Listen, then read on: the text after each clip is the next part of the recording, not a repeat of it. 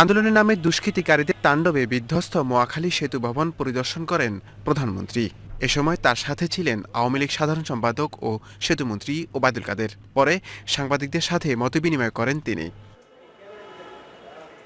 এ সময় তিনি বলেন, যারা কোটা আন্দোলনের উপর ভর করে ধ্বংসযজ্ঞ চালিয়েছে তারা সাধারণ শিক্ষার্থী নয়, বিএনপি জামাতেই এই অগ্নিসন্ত্রাসী কার্যক্রম চালিয়েছে।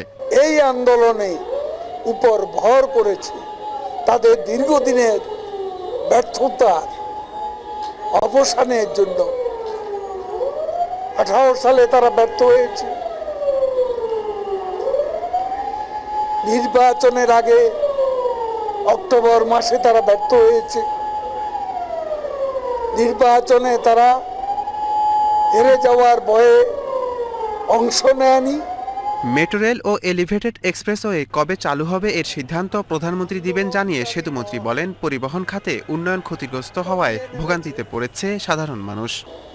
আজকে দেখুন, মেট্রো রেল নেই, পার্থক্যটা বুঝেন, জনভোগান্তি কোথায়। আজকে এলিভেটেড এক্সপ্রেসওয়ে নেই, ফার্ম গেট থেকে এয়ারপোর্টে 8 মিনিটে যাতায়াতে স্বপ্ন এখন দুঃস্বপ্ন। মানুষ কষ্ট পাচ্ছে।